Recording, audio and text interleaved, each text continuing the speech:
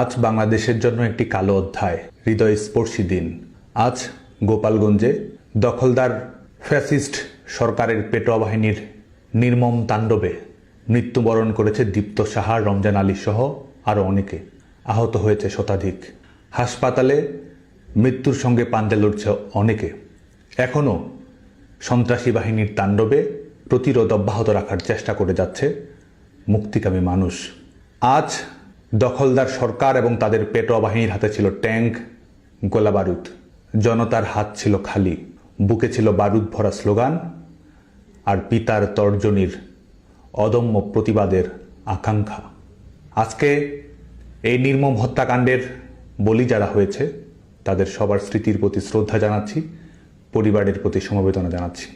প্রিয় তরুণ প্রজন্ম, আপনারা জানেন যে বিগত কয়েকদিন ধরেই গোপালগঞ্জে একটি কিংস পার্টির সফরকে কেন্দ্র করে পরিবেশ পরিস্থিতি উস্কানিমূলক, হিংসাত্মক করার অপচেষ্টা করে গেছে এই দখলদার সরকারের পেটোয়া বাহিনীর গোষ্ঠীটি।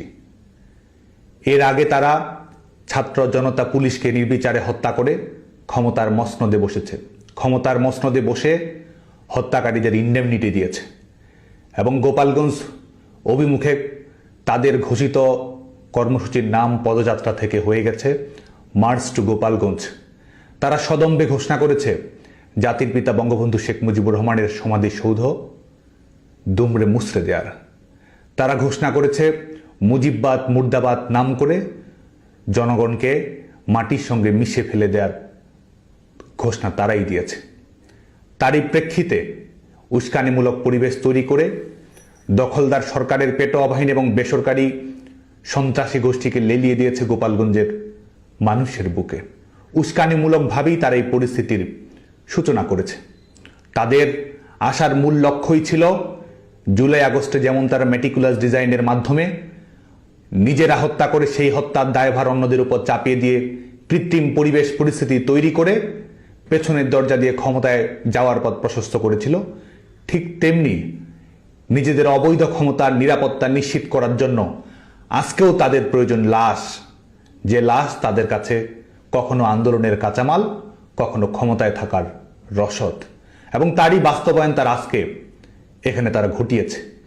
সেটির একটি নমুনা আজকে গোটা বাংলাদেশের মানুষ আজকে তারা দেখেছে।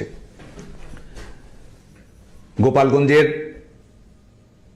নিরীহ মানুষ, নিষ্পাপ ছাত্র জনতা যখন শান্তিপূর্ণভাবে প্রতিবাদ করেছে, মিছিল করেছে, স্লোগান দিয়েছে, তারা জবাব দিয়েছে অস্ত্রে, গুলিতে। মৃত্যুর মুখোমুখি করেও তারা তাদের হায়নার তাণ্ডব থামায়নি, অব্যাহত রেখেছে এবং এখনো তারা চেষ্টা করে যাচ্ছে এই লাশের উপর ভর করে আবারও ভয়ের রাজনীতি, ত্রাসের রাজনীতি গোটা বাংলাদেশের উপর চাপিয়ে দেওয়ার। এবং এদের এই যে প্রতারণা রাজনীতি, জোচ্চুরি রাজনীতি, এটি গোটা বাংলাদেশের মানুষের কাছে উন্মোচিত হয়ে গেছে।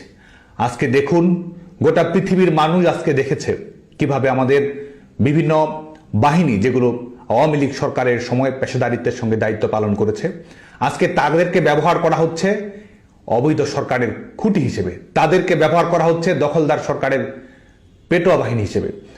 আজকে সরকার যন্ত্রকে ব্যবহার করা হচ্ছে কিংস পার্টির পৃষ্ঠপোষকতার জন্য, এবং সেই নমুনায় আজকে গোটা পৃথিবীর মানুষের সামনে উন্মোচিত হয়েছে যখন আমরা দেখেছি যে সমস্ত সন্ত্রাসী গোষ্ঠী, পেশাদার বাহিনীকেও লেলিয়ে দেওয়া হয়েছে সাধারণ মানুষের উপর আক্রমণ পরিচালনা করার জন্য। এবং দেখুন এই প্রতারকদের ধূর্ততা, এই প্রতারকদের মানুষের জীবন নিয়ে কি কৌতুক। মায়ের কোল খালি করে এদের হৃদয়ে কখনো কান্না জাগে না। মায়ের কোল খালি করে এরা ক্ষমতায় আসা, ক্ষমতায় থাকার পাটিগণিতের হিসেব অঙ্ক কষে। এবং আজকে গোপালগঞ্জ থেকে শুরু করে গোটা বাংলাদেশে এই নমুনে আমরা দেখতে পাচ্ছি কি ভয়ানক ধূর্ততা, প্রতারণা এবং জঘন্য মিথ্যাচারের রাজনীতি এদের। আজকেও কত মায়ের কোল খালি হয়েছে, কত বোন ভাই হারিয়েছে। আজকে তাদের নির্মম তাণ্ডবে গোটা পৃথিবীর মানুষের লাইভ অডিও ভিডিওতে হত্যাকাণ্ডের শিকার হয়েছে। তারা হত্যা করছে অথচ হত্যাকারীরাই প্রতিবাদ করছে। তারা হত্যা করছে, তারা আবার দেশবাসীকে ব্লকেট করার আহ্বান জানাচ্ছে। তারা হত্যা করছে, এই কিলাররাই আবার ভিকটিম কার্ড প্লে করছে, এবং এটি করেই জুলাই আগস্টের মঞ্চ তারা প্রশস্ত করেছিল, এটি করেই আজকে এদের ক্ষমতার সীমা পরিসীমা এরা বাড়ানোর চেষ্টা করছে। বাংলাদেশের শিক্ষার্থীদের প্রতি আহ্বান থাকবে,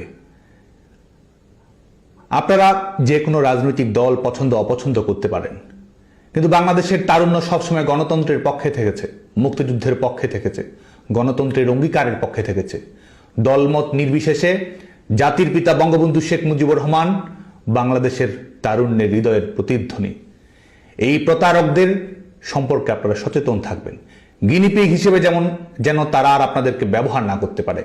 এরা সেই প্রতারক যারা বলেছিল বঙ্গবন্ধুর বাংলায় বৈষম্যের ঠাঁই নাই, তারপরে আন্দোলনকে নিয়ে গিয়ে এমন জায়গায় গেছে যেখানে তারা স্লোগান দিচ্ছে গোলাম আজমের বাংলা বলে। এরা সেই প্রবঞ্চক ধূর্ত গোষ্ঠী যারা আপনাদেরকে দাবিয়ে রাখতে না পারার বঙ্গবন্ধুর অমীয় বাণীর কথা বলে আবার তারাই ধানমন্ডি ৩২ নম্বর ঘুরিয়ে দিয়েছে। এরা সেই প্রবঞ্চক গোষ্ঠী যারা আপনাদেরকে বলেছিল মুক্তিযুদ্ধের বাংলায় বৈষম্যের ঠাঁই নাই, এবং তারপরেই তারা মুক্তিযুদ্ধের সমস্ত স্মৃতি, অর্জন, অঙ্গীকার, বীর মুক্তিযোদ্ধাদের অপমান অপদস্থ তারাই করেছে। এরা আপনাদেরকে চাকরির কথা বলেছে, আজকে গোটা বাংলাদেশের সরকারি বেসরকারি খাতে চাকরি নেই, কলকারখানাগুলো বিপর্যয়ের মধ্যে পড়ে গেছে। মেধার কথা বলেছিল, আজকে কোটার ভিত্তিতে তারা নিয়োগ দিচ্ছে। আজকে বাংলাদেশের মানুষের স্বাভাবিক মৃত্যুর গ্যারান্টি পর্যন্ত নেই। মানুষের নিরাপত্তাহীনতা চূড়ান্ত পর্যায়ে পৌঁছেছে। দেশ শুধুমাত্র ললেস নয়, এই দেশটি আজকে এক ধরনের সিকিউরিটিলেস রাষ্ট্রে পরিণত হয়েছে। এই দখলদার সরকার বাংলাদেশের মানুষের নিরাপত্তা দিতে পারছে না, বরং দখলদার সরকার সমস্ত রাষ্ট্রযন্ত্র এবং তাদের বেসরকারি পেশাদার সন্ত্রাসী গোষ্ঠীকে লেলিয়ে দিচ্ছে মানুষের উপরে। মানুষ প্রতিবাদ করতে চাচ্ছে, শান্তিতে থাকতে চাচ্ছে, তাদের উপর তারা নির্বিচারে গুলি চালাচ্ছে, মব লেলিয়ে দিচ্ছে। এই দখলদার সরকারের প্রধানতম মব স্টার হচ্ছে ফ্যাসিস্ট ইউনূস, এবং এই ফ্যাসিস্ট ইউনূসের রিমোট কন্ট্রোলে বিভিন্ন জঙ্গি গোষ্ঠীর সহায়তায় তাণ্ডবের মাধ্যমে, সহিংসতার মাধ্যমে এরা ক্ষমতার বৈধতা তৈরি করার চেষ্টা করছে। হুমকির ভাষায় বাংলাদেশের মানুষকে এরা নিস্তব্ধ করে দিতে যাচ্ছে। দেশব্যাপী এরা কবরের শান্তি প্রতিষ্ঠা করেছে। সবার প্রতি উদাত্ত আহ্বান থাকবে, আসুন আমরা ঐক্যবদ্ধ হই গণতন্ত্র পুনরুদ্ধার করার জন্য, আসুন আমরা ঐক্যবদ্ধ হই মুক্তিযুদ্ধকে রিক্লেইম করার জন্য, আসুন আমরা ঐক্যবদ্ধ হই আবারও বিজয়ের প্রশ্নে বাংলাদেশের মানুষের জাগরণের জন্য। আজকে আহ্বান থাকবে আইন শৃঙ্খলা রক্ষাকারী বাহিনী, বাংলাদেশ সেনাবাহিনী সহ বিভিন্ন প্রতিষ্ঠানের প্রতি। আজকে যা অন্যায় হচ্ছে, সকল অন্যায়ের আইনানুগ বিচার বাংলাদেশে আজ হোক কাল হোক হবেই হবে। অতএব যা করবেন বুঝে শুনে করবেন। আজকে আমরা দেখতে পাচ্ছি যারা পুলিশ হত্যা করেছে, আইন শৃঙ্খলা রক্ষাকারী বাহিনীর সদস্যদের হত্যা করেছে এবং ইন্ডেমনিটি দিয়েছে, বিচার করা যাবে না। আজকে আপনারা কোনো অবস্থাতেই দখলদার সরকারের পেটোয়া বাহিনী হিসেবে আপনাদেরকে কেউ যেন ব্যবহার না করতে পারে, সে ব্যাপারে আপনারা সতর্ক থাকবেন, সোচ্চার থাকবেন। এই সরকার দখলদার সরকারের আইন আপনি মানতে বাধ্য নন। এই সরকার আপনাদেরকে পেটোয়া বাহিনী হিসেবে ব্যবহার করছে, সেটি মানতে আপনি বাধ্য নন। গণতন্ত্র এবং জনগণের মধ্য দিয়ে প্রতিষ্ঠিত সরকারই আপনাদের একমাত্র আইনানুগ কর্তৃপক্ষ। বেআইনি কর্তৃপক্ষের বেআইনি অনুশাসনের মাধ্যমে বাংলাদেশের নিরীহ সাধারণ নাগরিকদের যদি জীবন বলি দিতে হয়, মনে রাখবেন সবকিছুকেই বিচারিক প্রক্রিয়ার আওতায় আসতে হবে। একই সঙ্গে বাংলাদেশ ছাত্রলীগের সমস্ত নেতাকর্মী সহ প্রগতিশীল সংগঠন, সামাজিক সাংস্কৃতিক সংগঠন সহ দল মত নির্বিশেষে তারুণ্যের নিরপেক্ষ স্রোতের প্রতি আহ্বান জানিয়ে আমি বলবো, আগামীকালকে এই গোপালগঞ্জের নির্মম হত্যার প্রতিবাদে আপনারা প্রতিবাদ মিছিল এবং বিক্ষোভ সমাবেশ পালন করবেন, সংগঠিত হওয়ার চেষ্টা করবেন। সংগঠিত হওয়ার মাধ্যমে আপনারা জবাব দেওয়ার জন্য প্রস্তুত থাকবেন। আমাদের রাজনৈতিক অধিকার আদায় করে নিতে হবে, আমাদের গণতান্ত্রিক অধিকার আমাদের আদায় করে নিতে হবে। এই দেশকে যারা কুক্ষিগত করেছে, নাগরিকদের উপর যারা সীমাহীন হত্যালীলা চালাচ্ছে, আমাদের নারীরা যেখানে বের হতে পারছে না, প্রত্যেক মুহূর্ত ধর্ষণ, খুন কিংবা নিপীড়নের শিকার হচ্ছে, বাংলাদেশের নাগরিকদের আত্মমর্যাদা, স্বস্তি, নিরাপত্তা যারা কেড়ে নিয়েছে, তাদের জবাব দেওয়ার জন্য আমাদেরকে প্রস্তুত থাকতে হবে, ঘুরে দাঁড়াতে হবে, লড়াই করতে হবে এবং একই সঙ্গে বিজয় ছিনিয়ে আনতে হবে। আমাদের চূড়ান্ত লক্ষ্য এই দখলদার সরকারের বিদায় ঘটিয়ে বাংলাদেশে গণতন্ত্র পুনরুদ্ধার করা। আমাদের চূড়ান্ত লক্ষ্য আবার মুক্তিযুদ্ধের অঙ্গীকারের ভিত্তিতে বাংলাদেশের সমস্ত রাজনৈতিক দল কর্মকাণ্ড পরিচালিত করবে সেটি নিশ্চিত করা। আমাদের চূড়ান্ত লক্ষ্য জাতির পিতা বঙ্গবন্ধু শেখ মুজিবুর রহমানের আদর্শ এবং সংগ্রামে উজ্জীবিত থেকে ন্যায়ের প্রশ্নে অটল থাকা, অন্যায় অবিচারের বিরুদ্ধে রুখে দাঁড়ানো, লড়াই করা। আজকে সমস্ত মুক্তিকামী তরুণদের প্রতি সেই আহ্বান জানিয়ে এবং একই সঙ্গে আমাদের আন্দোলনকে ক্রমান্বয়ে শক্তিশালী করে আমাদের লং মার্চ টু যমুনা ঘেরাওয়ের প্রস্তুতি আমাদের গ্রহণ করতেই হবে। কারণ লড়াইয়ের মাধ্যমে এই সরকারকে ঝেঁটিয়ে বিদায় করা ছাড়া বাংলাদেশের জনগণের সামনে কোনো অপশন নেই। জনতার চাওয়াই আমাদের লক্ষ্য, গণতন্ত্রের স্বপ্ন পূরণ করাই আমাদের অঙ্গীকার।